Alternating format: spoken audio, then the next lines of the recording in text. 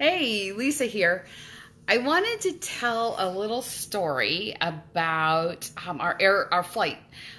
So on the way out to Scottsdale for our NABO conference, there were three of us from Cleveland flying together, and we uh, on the way out, we had a layover where some people got off the plane and some people got back on.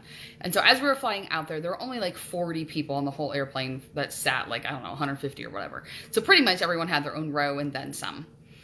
And then the people who were getting off in wherever we were, Milwaukee maybe, got off. And then the people who were still on got to pick any seat they wanted. So of course we wanted a seat over the wing, so that an exit row, so that we had more leg room. And so again, there were three of us. And so on the exit row, there's two seats on the left side, and then there's three seats on the right side. And so we were trying to figure out, how did we want to sit so that two of us could work together, but then two of us could work together, and we didn't want to talk over the other one. And we wanted to make sure we had the exit row, but we also didn't want to feel too crowded. And then there was another guy that came up. And so we literally changed seats 5 times before we figured out the way in which the three of us wanted to sit, to maximize our leg space and maximize how easy it was to talk to each other and all of this, to such a place that the woman, one of the stewardesses who was on the flight, was standing back there laughing at us. And I mean, how could you not? Like, really? And she then came up and gave us a piece of information that we totally needed to make things easier. She said, by the way, this flight is full moving forward, because we were also trying to strategize how we could potentially have an empty middle seat and, all of this. So my point here, there is one, is that sometimes too many choices makes it too hard to make any decisions.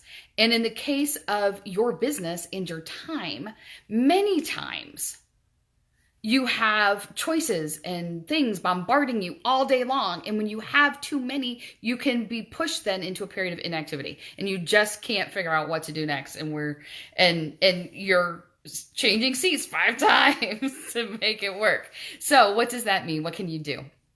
The best thing that you can do is be really clear on your vision. So many times when I start working to clients, I say, okay, if you had an extra hour each day, what would you do with it? And then they name it. And I said, okay, so when we create that extra time in your schedule, which we are totally going to be able to do because you're going to be more efficient and effective and productive, you will have extra time. We're not going to fill it with more of the crap that's in there now.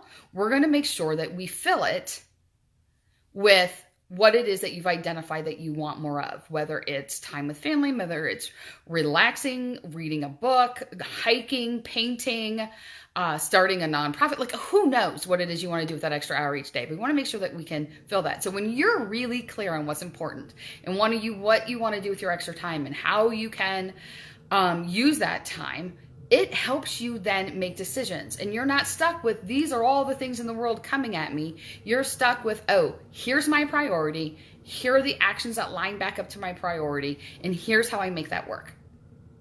My advice right now for you is to stop and get clear on, if you could only do one thing today, what would that be?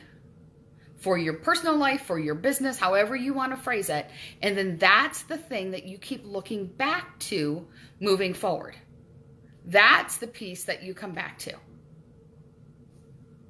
That keeps you from being stuck with too many choices and changing seats on the airplane 5 times until you find the way that you want to be. Questions, comments? How do you move out of that mode of so many choices you don't know what to do and moved into action? Leave me some ideas below. I would love to know. Always, if you leave a comment, I promise I will reply to it. Ask me questions. I'm happy to answer.